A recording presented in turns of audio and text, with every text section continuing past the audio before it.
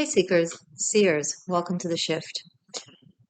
This is a message for the seers out there who know what these times are about and aren't worried. What do I mean by that? You see all the corruption and the craziness and the drama and the exposure and the darkness rising. It seems like it's everywhere and it's scary and people are scared and you tell yourself, I know that this is for the sake of betterment and enlightenment and things will get better and light will win. And we are at the verge of new earth and we're heading into a really, really great place. And I'm not worried. I'm just letting it be. And I'm above it, flowing with it.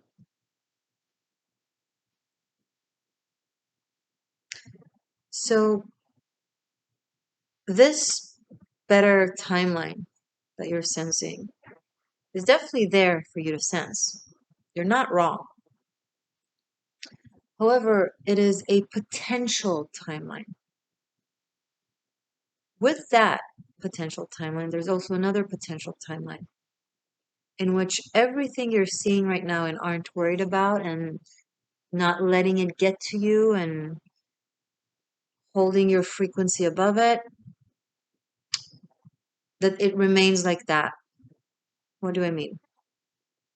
So right now, light is descending on the planet, on this dimension, and is bringing up the darkness that has been festering beneath the surface, up to the surface for us to witness, acknowledge, and cleanse and clear so that we can heal. It is a form of shadow work for the collective consciousness for us to be aware of our shadows. They have to come out and play. The Pandora boxes have to be open so the demons come out to dance so that we can finally release them and allow true hope and true love to rule the world. But what if those demons and shadows do come out and play as they are right now, as they have been, because of that light that is given to us and that awareness and that expansion of frequency from the divine. But we're all kind of sitting idle, observant, watching from the bench because we know it's going to be fine. What will happen is they're going to stay and dance on the field and solidify, and that will be the timeline.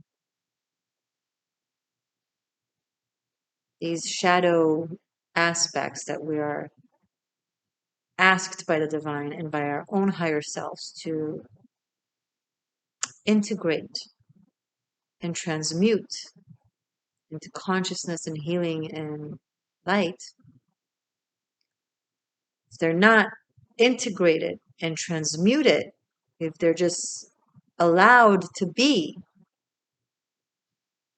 the power of inertia, of how things manifest into matter, will solidify them and it will become the reality.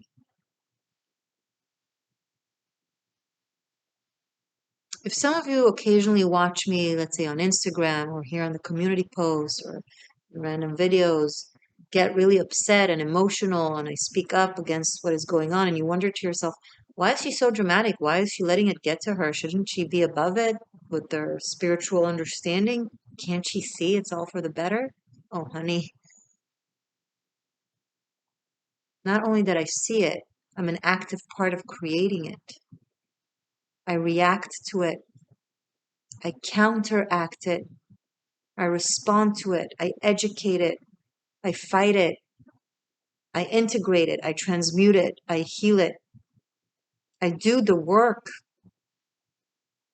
with what I see that is wrong and corrupt and deceitful. I work tirelessly to speak up against it, to respond to it, to educate, to feel it.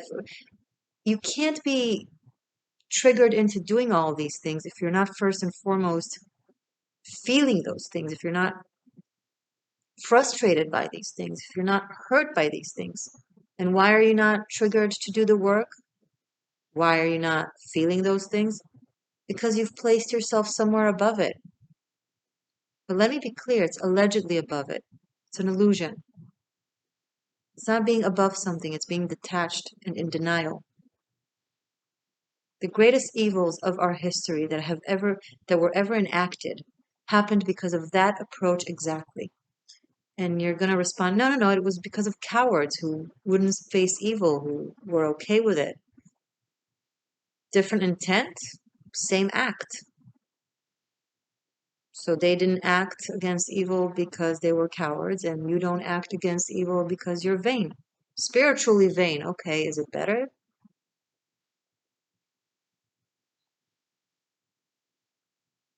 And I want to say something else that might not feel comfortable to hear. A true empath feels the weight of the world.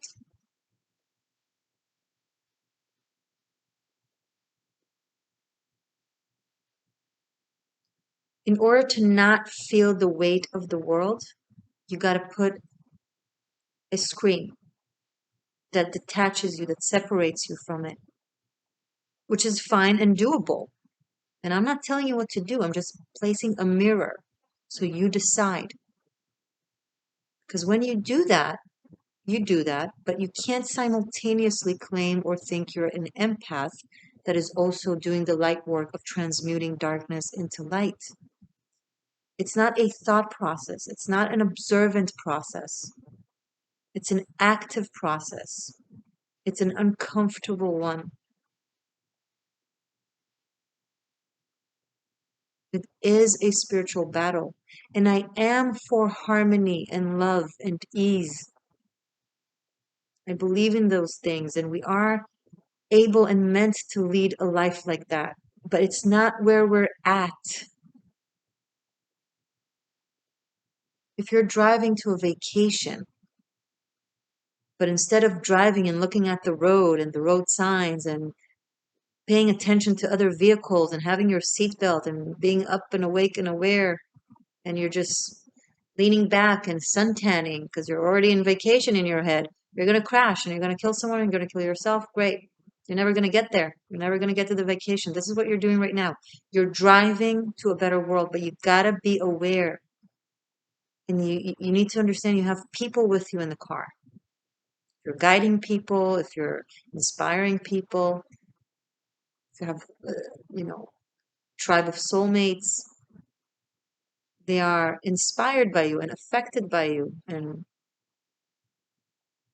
they do what you do. And if you're all just sleeping,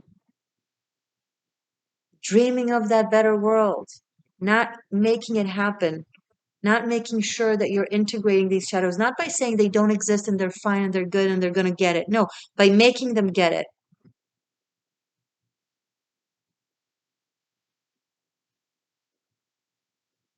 It's tough, it's hard, it's exhausting. It's exhausting. It's very emotionally challenging. But if you want to do the spiritual work, the light work, this is the times that we're in right now. And that requires you doing those things. And yes, not always enjoying the process. Because if you don't, we won't get there. You need to understand that it's not every man and woman to their own.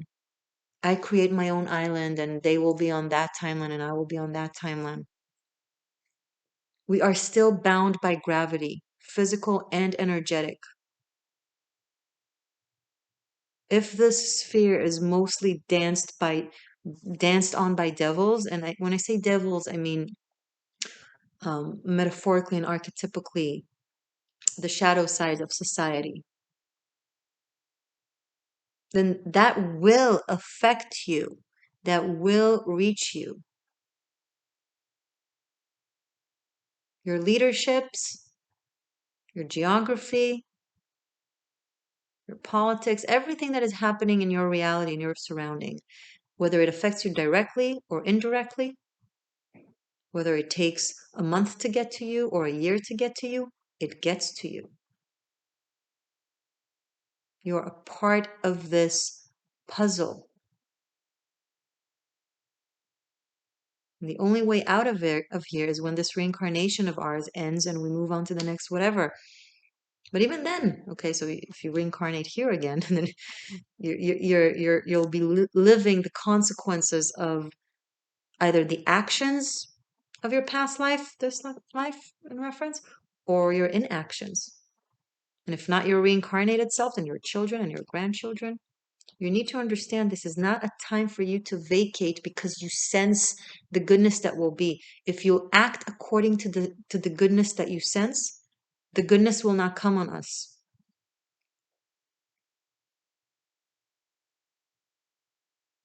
So we're in the process of it.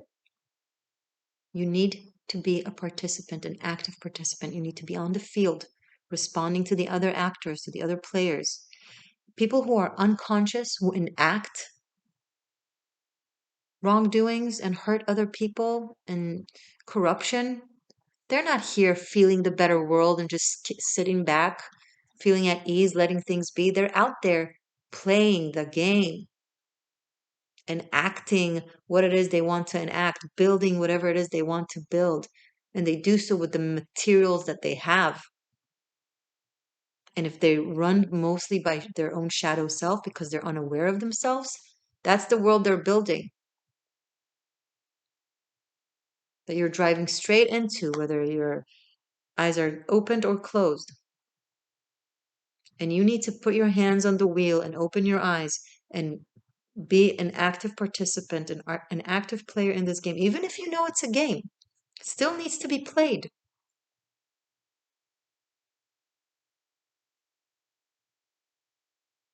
And let me tell you something, you won't be able to do that. You might respect my advice and think that I'm right, but if you won't open your heart to what is happening now in a way that allows you to feel it, you won't be triggered into action. You won't be sitting at a dinner party and hear someone saying something atrocious or obnoxious or wrong, and you won't respond to them. You think, oh, something will teach them. Oh, the universe will show them. Oh, God will tell them. You're the messenger. You tell them. You educate. You say, no, no, no, that's not true. Excuse me. If you know something, say something. If you see something, say something. And pun intended, because you're the seers, right?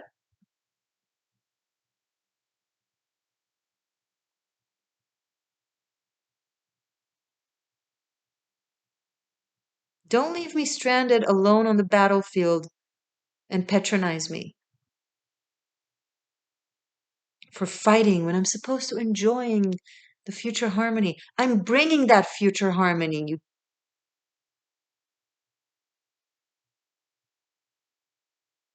instead of looking down at me and thinking that you're better than me because I get all emotional and upset and you don't. Fucking join me.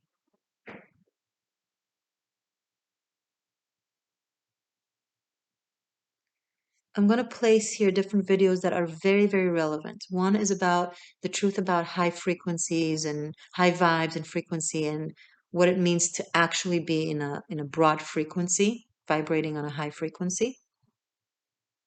Okay. And also another 13th element, the curse and gift, the gift and curse of being a seer, where I really go into depth as to how we can behave when we see something in a way that doesn't sabotage the things that we see and counteract the whole point. Okay. If this touched you, I do recommend watching them as well. Let me know if you're joining me and how this echoes to you. If you're new and you find this important and you find my work to be inspiring to you in one way, shape, or form, be sure to subscribe to my channel, to The Shift. And old and new seekers, seers, existential shifters, like the video. Show me the love.